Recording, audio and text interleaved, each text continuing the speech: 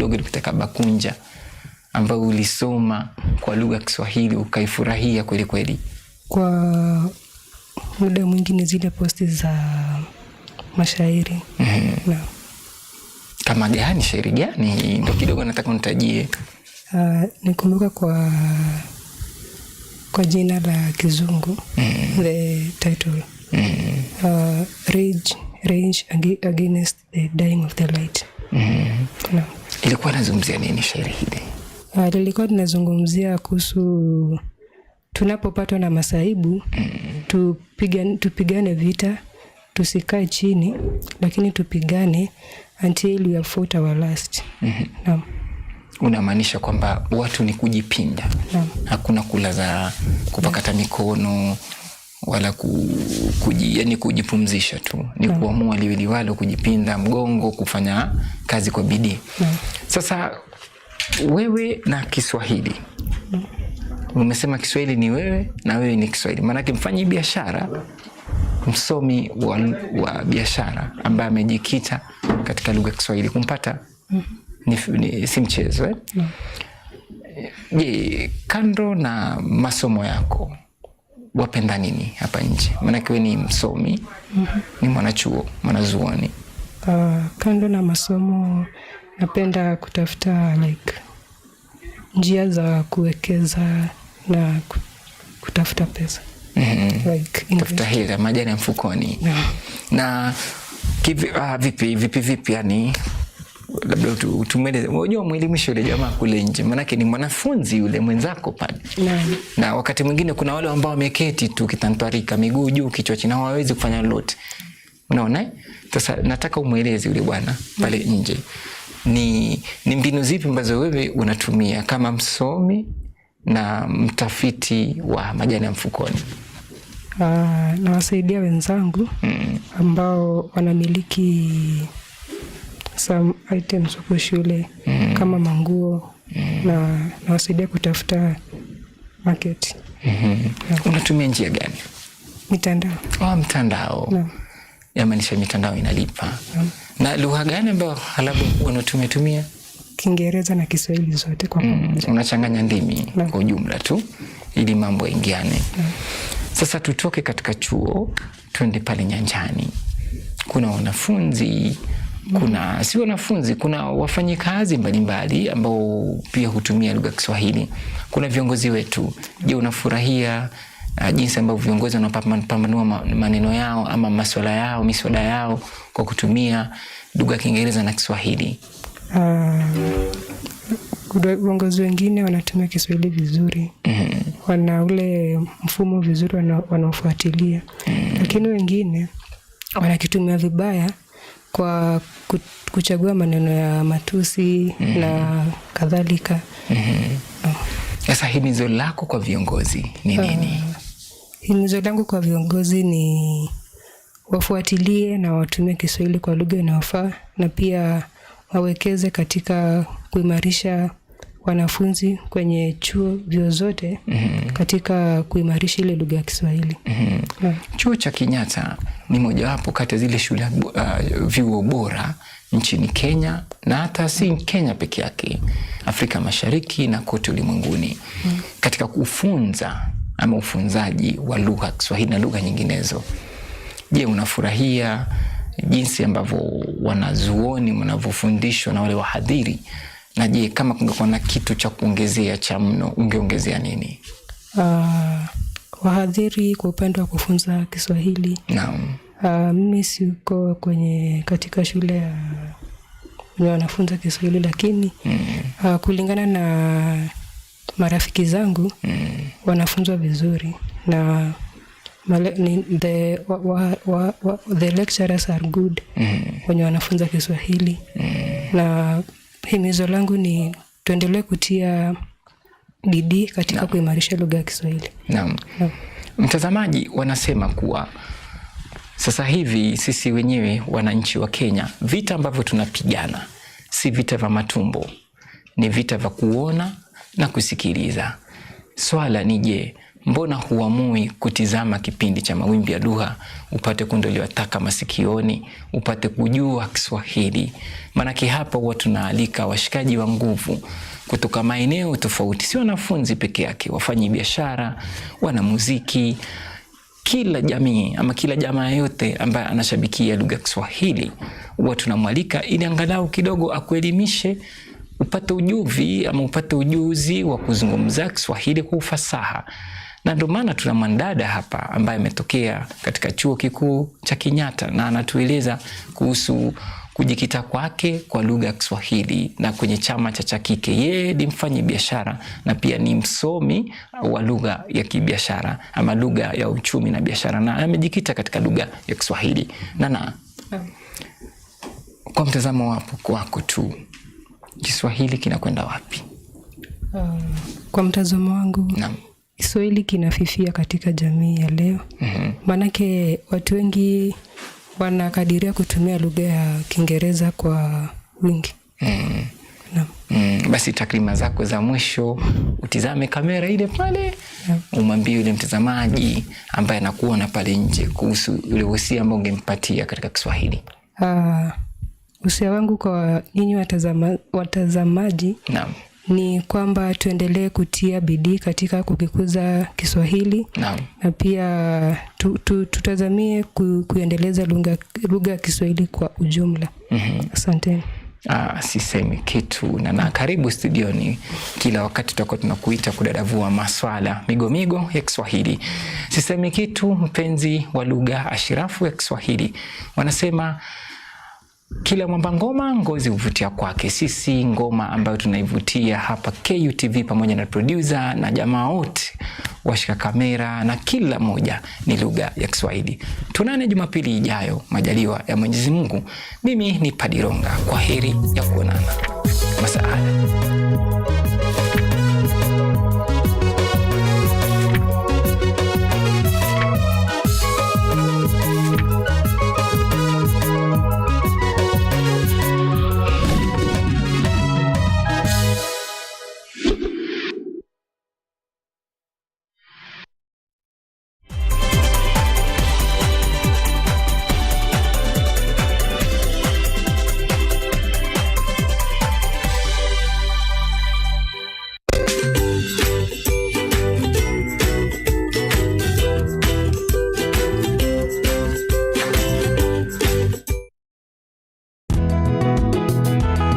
Msimu mpya, uso mpya, nguvu mpya, bila shaka na ari mpya, lakini dhamira ni ile ile: kuboresha kilimo kwa maisha bora. Jiunge nami James Baraka na nahodha wako mpya wa kipindi cha Boresha Kilimo, tunapochunguza mbinu za kisasa za kilimo, ukipenda teknolojia ibuka katika kilimo, maoni ya wataalamu na hadithi za mafanikio kutoka kila pembe ya taifa. Kutoka kwa wakulima wadogo hadi biashara za kilimo zilizostawi, tunakuvika maarifa na suluhisho kamili, si tu za kuongeza mazao yako, bali pia kuimarisha maisha yako. Kila Jumamosi saa 6:30 na Jumanne saa 4 asubuhi, usipitwe na baraka za Boresha Kilimo, nami James Baraka, hapa KUTV. Are you an aspiring media practitioner, a graduate, or you just want to advance your skills in television production? Then welcome to Kenyatta University, where education meets innovation. KUTV, the premier university television station in Kenya, is now offering short courses in TV studio, field technical operations, and video editing. Through these courses, you will acquire hands-on skills on camera operations, media production, lighting techniques, audio-visual editing, and sound and visual control, and how to operate key equipment in modern TV control room. Enroll today at KUTV and discover your full potential in cutting-edge TV broadcasting. Graduates of these courses will receive professional certificates.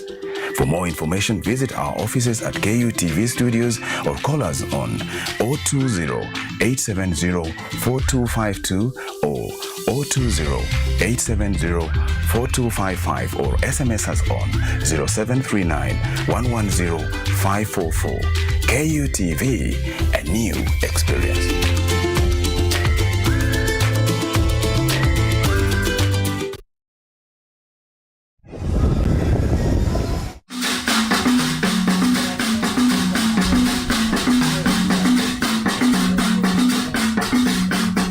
Ninakukaribisha rasmi kwenye Mitindo ya Kipwani, kipindi kinachokuza utamaduni wa Kipwani, nikikuletea mazungumzo ya moja kwa moja na wataalamu, vyakula vilivyopikwa na kukorombezwa, viungo mwake vya Kipwani, ngoma zetu za asilia za Kimijikenda, bila kusahau tarabu na chakacha. Yaani wanawake Uswahilini watakuwa wakinengua na kuzungusha viuno kama panga boy za trekta ndani ya Mitindo ya Kipwani Kutv, ukiletewa moja kwa moja kutoka Salama Bling Beach Resort kila Jumamosi saa 10 jioni na Jumapili saa 4 usiku, ukiwa nami mtamu wako zaidi ya asali. Mimi naitwa Waridi Tamu. Mpenzi mtazamaji, usipitwe na matamu.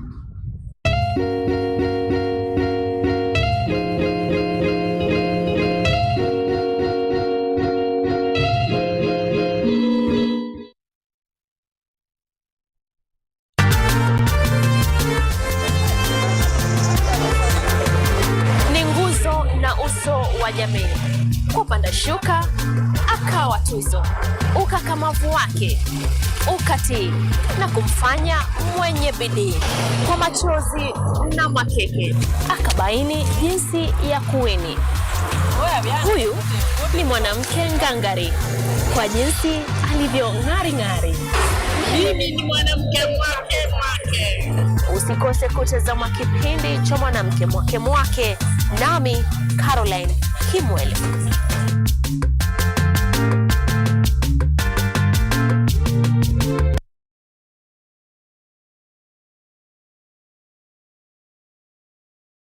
Are you an aspiring media practitioner, a graduate, or you just want to advance your skills in television production? Then welcome to Kenyatta University, where education meets innovation. KUTV, the premier university television station in Kenya, is now offering short courses in TV studio, field technical operations, and video editing. Through these courses, you will acquire hands-on skills on camera operations, media production, lighting techniques, audio-visual editing, and sound and visual control, and how to operate key equipment in modern TV control room. Enroll today at KUTV and discover your full potential in cutting-edge TV broadcasting. Graduates of these courses will receive professional certificates. For more information, visit our offices at KUTV Studios or call us on 020-870-4252 or 020-870-4255 or SMS us on 0739-110-544. KUTV, a new experience.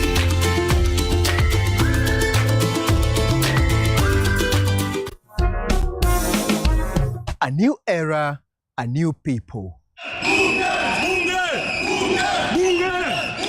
This is the Law Matters Show.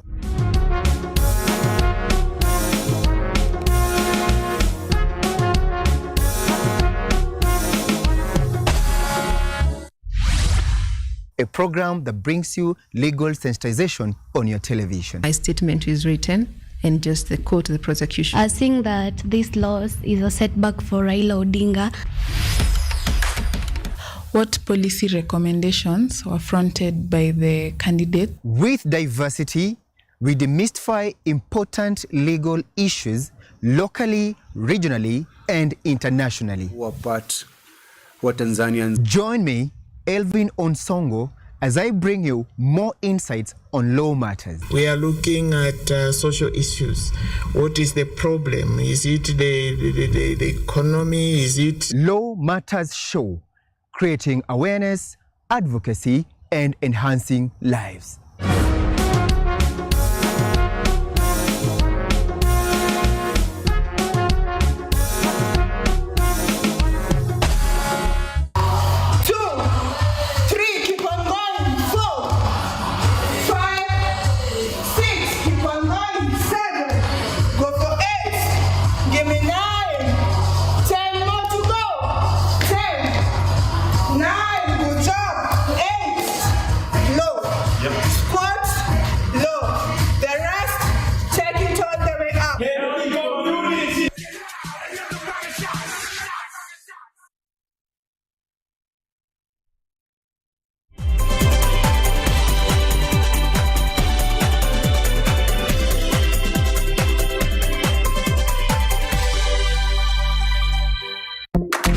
It's rainy, but you stay nice and dry anyway.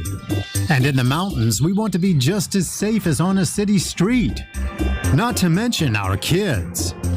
Wherever danger lurks, we humans have thought up all kinds of ways to protect ourselves.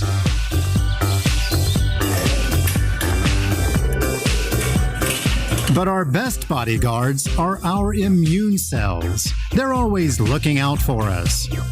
They wipe out potential perpetrators like bacteria, viruses, fungi, and tumor cells. And any damage they cause is repaired swiftly too. Want to beef up your immune system? Find out how here on In Good Shape.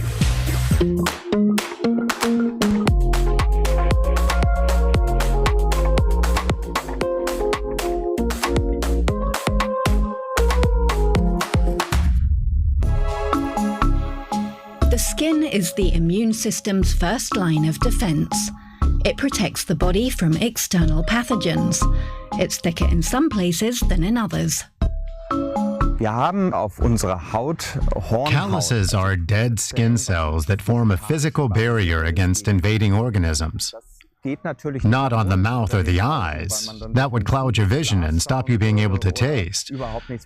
So what we have there are mucous membranes. The respiratory and urinary tracts also have mucous membranes.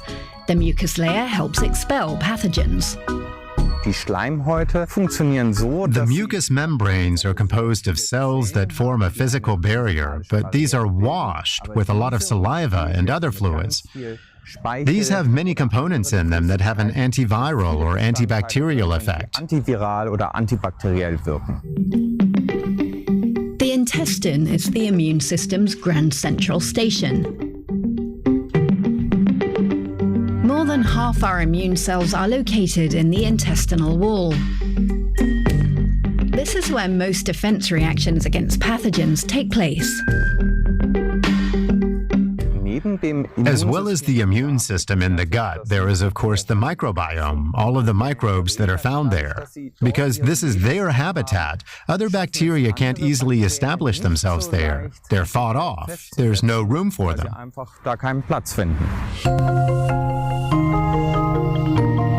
Bone marrow is also part of the immune system. It's located inside the bones. This is where most immune cells are produced. They perform various tasks.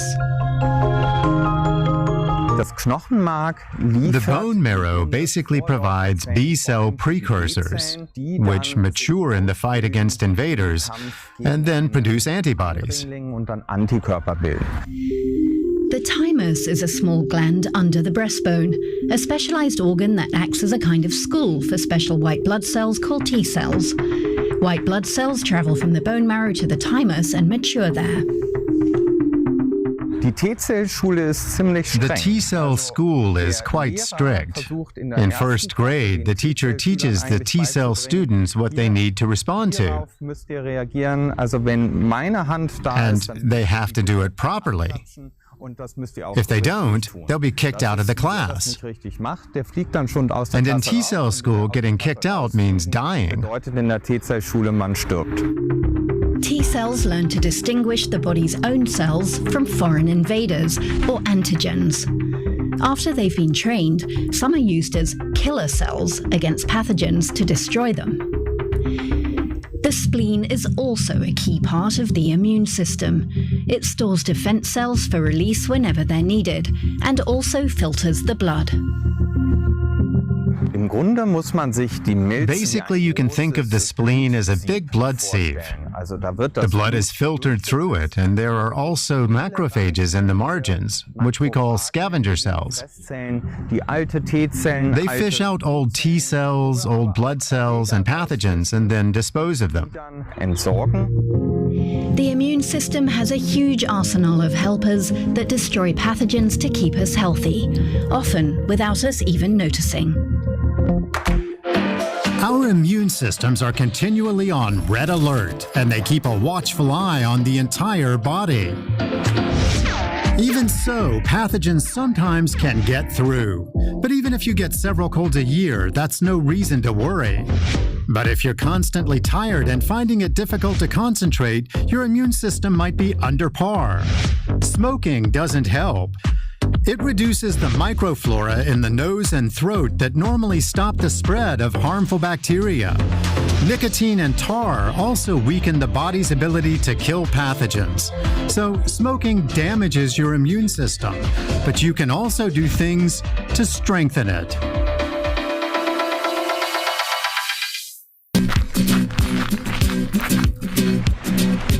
Sonia does a lot to stay healthy and fit. Regular exercise and a balanced diet are already an integral part of her life. But is there more she could do to specifically strengthen her immune system? Can it be trained? Sonia is looking for answers from a nutritionist and a sports scientist. Her first question is about movement. I sit all day at work. If I just do an exercise session in the evening, does that do anything for my immune system? Sports scientist Carsten Krüger is researching precisely that question. Every sporting activity stimulates the immune system, so it also activates the immune system. If you delve into the science and look directly at it and the immune cells, you can see on a functional level that immune cells in athletic people function better. Their cells are more mobile, more effective against pathogens, and that seems to be part of the cellular or physiological basis for why they get sick less often. So sport boosts the immune system, but how exactly? Exercise stimulates your circulation. This improves the transport of nutrients and oxygen via the bloodstream, which benefits the immune cells. They then divide more quickly and, when well supplied, also search more actively for pathogens in the body.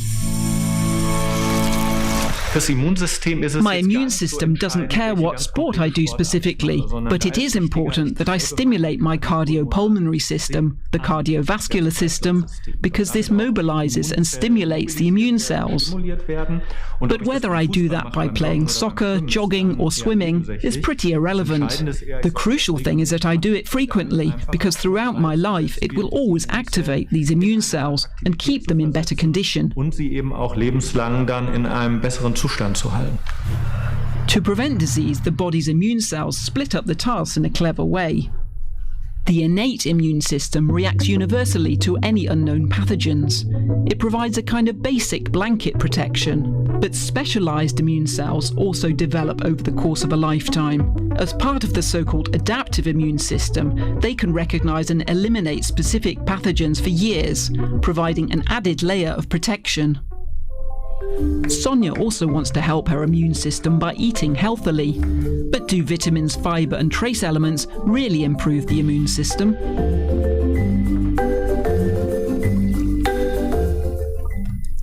How important is nutrition for my immune system? Nutrition is very important for the immune system. We need the various nutrients that we take in through food for the immune system to function well. And it's also particularly important to drink enough fluids, mainly water and unsweetened herbal teas. This is key because the immune system is a fluid organ. That means its cells are in your blood and blood transports them to the places they're needed. Experts recommend drinking at least 1.5 litres of water daily and a diet that contains vegetables and fruit, but also dairy products, whole grains, little meat and high-quality fats. A balanced intake for the immune system and the whole body. What foods should I definitely eat to strengthen my immune system? There are a few micronutrients, so vitamins and trace elements, that support immune function in particular. One of them is vitamin C, which, as is commonly known, is found above all in citrus fruits, but also in cabbage and bell peppers, for instance. Vitamin C strengthens immune cells and can also neutralize free radicals. These arise, for example, when immune cells are working. A lack of vitamin C weakens the cells and the entire immune system. Zinc is also important. It's a trace element mainly found in whole grain products like wholemeal bread, but also in pulses. Immune and defense cells need zinc in order to divide quickly and thus effectively fight off infections. Another vital substance, the trace element selenium, is contained in legumes such as soy or other beans, but also Brazil nuts. Selenium also encourages the formation of new immune cells. And like vitamin C, it can bind aggressive free radicals and render them harmless. But what if your diet isn't perfectly balanced? Sonia also sometimes snacks. If I'm not sure whether I'm eating right, could I just take supplements? Then I'd have everything I need, wouldn't I? There's an industry built around immune boosters that promise a strong immune system. But how useful are they really? Food supplements are not the best way to achieve a balanced diet. We need complex foods because they contain a range of nutrients that are absorbed together and that interact together, including within the context of immune function. So home-cooked meals are good, but one immune booster is almost completely lacking in food: vitamin D. The special thing about vitamin D is that we produce it ourselves through our skin via sunlight. In winter, you should have your levels checked, and if they're low, then supplement with vitamin D accordingly. Vitamin D strengthens the mucous membranes, stimulates the production of antibodies, and activates the entire immune system. And relaxing in the sun is good for you anyway. Stress, on the other hand, is a real immune killer.